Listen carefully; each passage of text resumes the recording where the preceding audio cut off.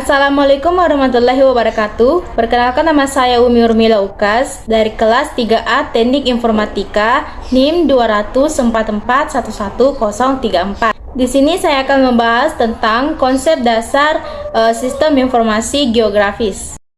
Latar belakang SIG. Sistem informasi geografis atau disingkat dengan SIG pertama kali dibuat bertujuan untuk menyelesaikan permasalahan geografis. Kemudian kebutuhan akan informasi keuangan yang cepat, tepat, akurat, mudah, dan murah. Sejarah SIG. Sistem informasi geografis atau disingkat dengan SIG sekarang ini pertama kali dicetuskan oleh General Assembly dari International Geographical Union di Ottawa, Kanada pada tahun 1967 dan dikembangkan oleh Rachel Tomlinson yang kemudian disebut CGIS Canadian GIS SIG Canada. CGIS digunakan untuk menyimpan, menganalisis, dan mengelola data yang dikumpulkan untuk inventarisasi tanah Kanada atau CLI Canadian Land Inventory, yang merupakan sebuah inisiatif untuk mengetahui kemampuan lahan di wilayah pedesaan Kanada dengan memetakan berbagai informasi pada tanah, pertanian, pariwisata, alam bebas, unggas, dan penggunaan tanah.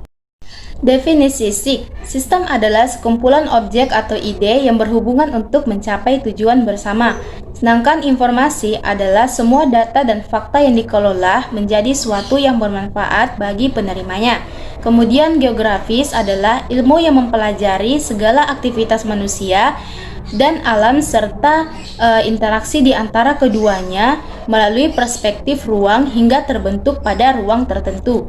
Sedangkan jika diartikan secara keseluruhan, sistem informasi geografis atau disingkat dengan SIG itu dapat diartikan bahwa sistem informasi geografis atau SIG, Geographic Information System atau GIS, yang merupakan sistem informasi berbasis komputer yang digunakan untuk mengelola, menganalisis, mengintegrasikan, menyimpan, dan menampilkan data informasi berbasis geografis. Kemudian ada tahapan kerja SIG. Nah, tahapan kerja SIG ini mencangkup 3 hal, yaitu input, proses, dan output.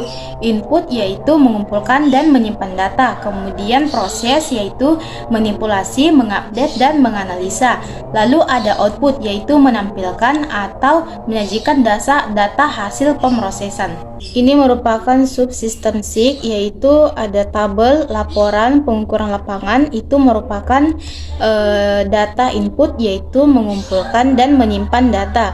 Kemudian di sini ada data manajemen, yaitu proses manipulasi, mengupdate, dan menganalisa. Kemudian di sini ada data output yang meliputi tabel, peta, laporan, yaitu merupakan output, menampilkan atau menyajikan data hasil pemrosesan. 10 konsep dasar esensial geografis. Yang pertama ada lokasi. Secara pokok, lokasi dibedakan menjadi 2, yaitu lokasi absolut dan lokasi relatif. Lokasi absolut berarti lokasi yang sudah pasti, seperti lokasi suatu objek di permukaan bumi yang ditentukan dengan sistem koordinat garis lintang dan garis bujur. Garis tersebut mutlak dan tidak akan berubah angka koordinatnya. Sedangkan lokasi relatif ia memiliki sifat dinamis atau dalam ilmu geografi disebut sebagai letak geografis yang biasanya dikaitkan dengan strategis atau tidaknya suatu tempat. Kemudian yang kedua ada jarak. Jarak adalah ruang yang menghubungkan antara dua lokasi atau dua objek. Konsep jarak dibagi menjadi 2, yaitu jarak mutlak dan jarak relatif. Jarak mutlak adalah jarak dua tempat yang diukur berdasarkan garis lurus di udara yang mudah diukur oleh peta, contohnya Jakarta sampai Malang. Lalu jarak relatif bisa dinyatakan pada jarak tempuh, baik yang berkaitan dengan waktu perjalanan yang diperlukan maupun satuan biaya angkutan. Contohnya jarak Jakarta sampai Malang dengan pesawat adalah 1,5 jam. 3. Keterjangkauan. Kondisi geografis ini mengacu pada kemudahan mencapai suatu objek yang dipengaruhi oleh kondisi geografis suatu wilayah. Contohnya, dari Jakarta akan lebih mudah menjangkau kota Padang daripada Kepulauan Mentawai.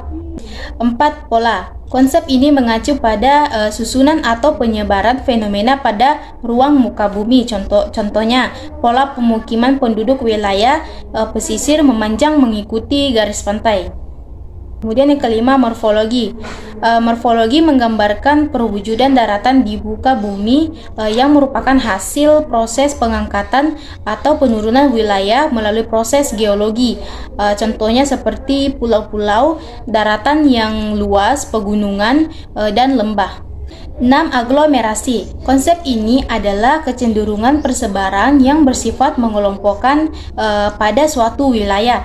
Contohnya pemukiman penduduk masyarakat perkotaan. Mereka cenderung tinggal mengelompok sehingga timbul pengelompokan pemukiman seperti daerah elit, daerah kumuh, dan sebagainya. Kemudian ketujuh, interaksi dan interdependensi. Nah, konsep ini berkaitan dengan hubungan timbal balik atau saling ketergantungan antara wilayah. Contohnya hubungan antara desa dan kota. Warga kota membutuhkan makanan dari desa, sedangkan warga desa membutuhkan teknologi dari kota. Dan yang kedelapan ada nilai kegunaan. Nah, nilai kegunaan ini mengacu pada kelebihan yang dimiliki suatu tempat atau wilayah tertentu dan memiliki nilai kegunaan yang berbeda berdasarkan fungsinya. Contohnya, wilayah yang memiliki alam yang indah cocok sebagai daerah wisata. Dan yang kesembilan ada diferensiasi area. Diferensiasi area menggambarkan keunikan atau karakteristik antara wilayah satu dengan yang lainnya. Contohnya, konsep ini misalnya masyarakat yang tinggal di pesisir bekerja sebagai nelayan, sedangkan warga pegunungan biasanya bekerja di kebun atau ladang. 10. Keterkaitan ruang. Konsep ini menunjukkan tingkat hubungan antar wilayah. Contohnya, daerah hilir mengalami banjir karena pembangunan yang terjadi di daerah hulu. Kemudian ada pendekatan geografi. Pendekatan geografi dapat diartikan sebagai metode atau cara analisis untuk memahami berbagai gejala atau fenomena geosfer, khususnya interaksi manusia dengan lingkungan. Pendekatan yang digunakan terdiri dari 3 macam, yaitu analisis keruangan, analisis ekologi, dan analisis kompleks wilayah. Yang pertama, pendekatan keruangan. Pendekatan ini adalah upaya untuk mengkaji persamaan dan perbedaan fenomena geosfer dalam ruang. Pendekatan keruangan digunakan untuk mengetahui persebaran penggunaan ruang yang telah tersedia dan bagaimana penyediaan ruang yang akan digunakan untuk berbagai kebutuhan. Contohnya, untuk perencanaan pembukaan lahan pemukiman. Banyak data yang harus diketahui untuk memenuhi persyaratan. Di antaranya adalah data seperti ketinggian tempat, kemiringan lereng, jenis tanah, dan sebagainya. Kemudian yang kedua ada pendekatan ekologi. Pendekatan ekologi mengkaji fenomena geosfer seperti interaksi organisme hidup dengan lingkungannya. Nah, dalam pendekatan ini, manusia memiliki peran yang penting dalam proses interaksi. Contohnya, kemampuan manusia dalam memanfaatkan lingkungan untuk beraktivitas adalah salah satu contohnya. Manusia yang tinggal di daerah pantai akan memiliki aktivitas berbeda dengan manusia di daerah pegunungan. Dan yang ketiga ada pendekatan kompleks wilayah. Pendekatan kompleks wilayah berupaya untuk mengkaji fenomena geosfer melalui kombinasi pendekatan keruangan dan pendekatan ekologi. Interaksi antar wilayah akan berkembang karena pada hakikatnya setiap warga di bumi berbeda antara satu dengan yang lain.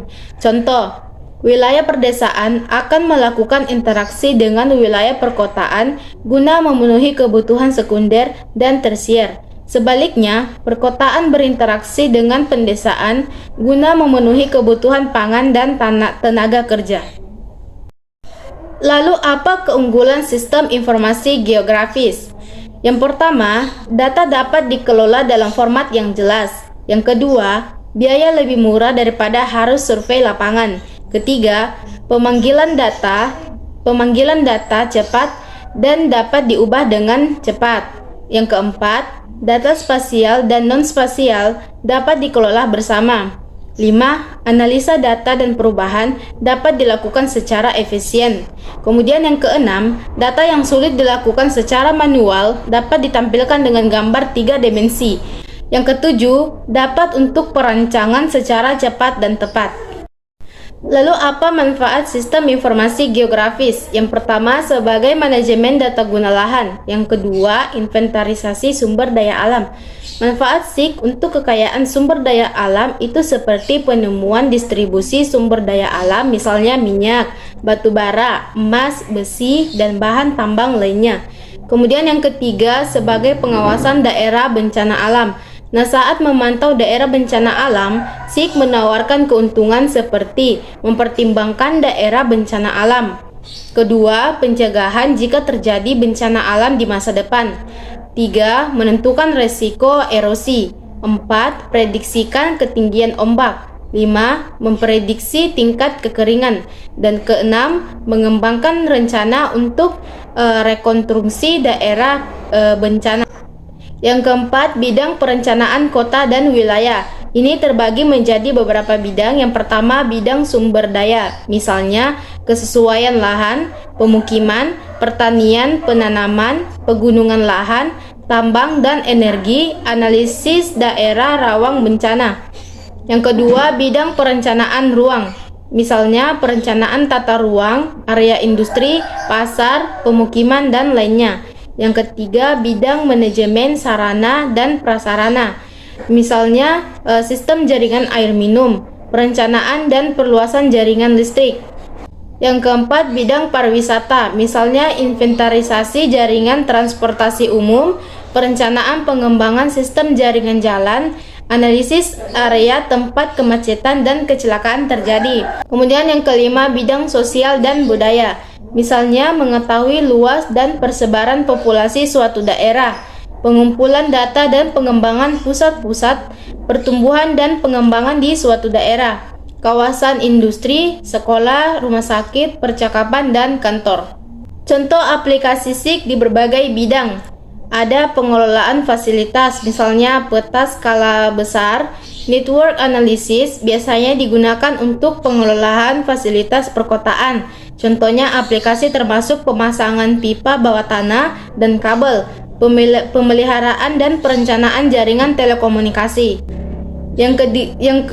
Yang kedua, sumber daya alam, misalnya studi kelayakan untuk tanaman pertanian, pengelolaan hutan, perencanaan penggunaan lahan, analisis daerah bencana alam, dan penilaian dampak lingkungan. Yang ketiga ada lingkungan, misalnya pencemaran sungai, danau, laut, evaluasi pengendapan di sekitar sungai, danau atau lautan, pemodelan polusi udara, dan lain-lain. Kemudian yang keempat perencanaan, misalnya pemukiman transmigrasi, tata ruang wilayah, tata kota, transfer industri, pasar, pemukiman, dan lain-lain.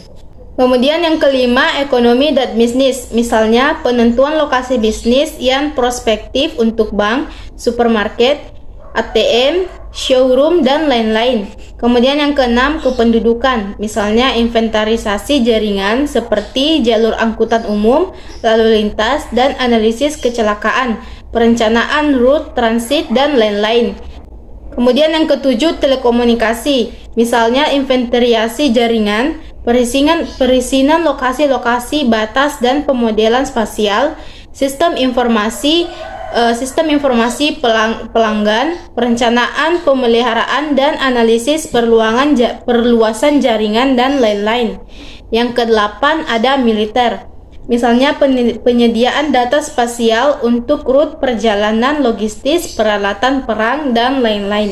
Lalu apa contoh aplikasi SIG? Contoh aplikasi SIG itu yang pertama ada environmental, yang kedua public utilities, yang ketiga agriculture, yang keempat marketing, kemudian ada park management, healthcare, dan real estate, kemudian emergency.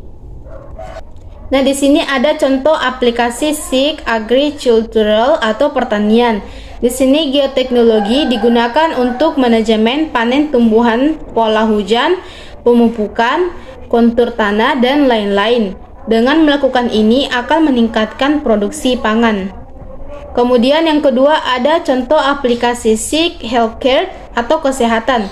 Geoteknologi ini digunakan untuk melihat arena mana yang sering terjangkit wabah penyakit dengan melihat area wabah di tingkat penyebabnya. Dan juga digunakan untuk strategi pencegahan wabah tersebut. Kemudian yang ketiga ada contoh aplikasi SIG real estate atau perumahan. Nah, dengan geoteknologi, seorang agen perumahan dapat menunjukkan peta letak perumahan, foto atau video dari properti tersebut. Kemudian ada komponen SIG. Yang pertama, perangkat keras komputer, yaitu perangkat keras komputer terdiri dari CPU, memori, dan perangkat tambahan input dan output. Kemudian yang kedua, perangkat lunak komputer, yaitu perangkat lunak komputer terdiri dari sistem operasi, kompiler atau bahasa pemrograman, pemrosesan data, dan program aplikasi. Contohnya ArcView, Edrisi, Art dan Info, Illuis, dan MapInfo. Kemudian ada data geografis, yaitu data yang diolah dalam SIG adalah fakta di permukaan bumi yang memiliki referensi ke ruangan atau relatif dan tidak ada referensi geografis, dan absolut atau data memiliki referensi geografis dan disajikan dalam sebuah peta. Data geografis ini memiliki dua referensi. Yang pertama, referensi relatif dan referensi absolut. Referensi relatif adalah data jumlah penduduk berkabupaten dikaitkan dengan data administrasi kabupaten. Kemudian ada referensi absolut, yaitu data titik yang diperoleh dengan menggunakan GPS. Kemudian ada sumber daya manusia. Sumber daya manusia yang terlatih menjadi komponen terakhir SIG. Sumber daya manusia berperan sebagai pengoperasian serta analisis perangkat keras dan perangkat lunak serta menangani data geografis dengan perangkat tersebut. Kemudian ada metode atau prosedur, algoritma atau urutan proses data. Ada alasan penggunaan SIG. Yang pertama, SIG sangat efektif di dalam membantu proses pembentukan, pengembangan, atau perbaikan peta mental yang telah dimiliki, penuh dengan kesan visual. Kemudian SIG dapat digunakan sebagai alat bantu utama yang bersifat interaktif, menarik, dan menantang di dalam usaha untuk meningkatkan pemahaman, pembelajaran, dan pendidikan mengenai ide atau konsep. Kemudian, SIG dapat memberikan gambaran yang komprehensif terhadap suatu masalah terkait spasial. Semua entitas spasial yang dilibatkan dapat divisualkan untuk memberikan informasi, baik yang tersirat maupun yang tersurat. Kemudian SIG memiliki kemampuan yang sangat baik dalam memvisualkan data spasial. Lalu apa fungsi SIG? Yang pertama, menerima data grafis dan data tabular, kemudian menyimpan dan memanipulasi data seperti manajemen data dan perbaikan data, dan menganalisis data, kemudian menampilkan data seperti peta tematik, buku laporan, dan tampilan monitor. Dan keuntungan SIG, yang pertama, penanganan data geospasial menjadi lebih baik dalam format baku. Kemudian referensi dan pemutakhiran data menjadi lebih mudah.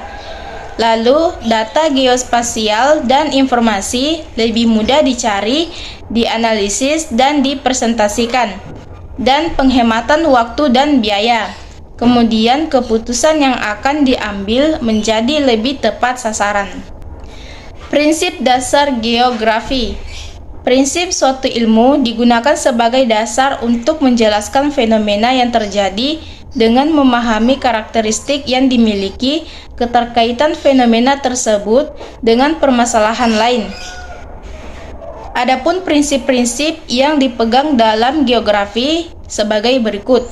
Yang pertama, distribusi adalah persebaran fenomena geografi. Kedua, interrelasi adalah pola hubungan atau keterkaitan antara fenomena yang terjadi di permukaan bumi. Ketiga, deskripsi adalah penjelasan fenomena yang ada di bumi. Empat, korologi adalah kondisi suatu wilayah atau perpaduan distribusi, interrelasi, dan deskripsi. Sekian dari penjelasan saya. Wassalamualaikum warahmatullahi wabarakatuh.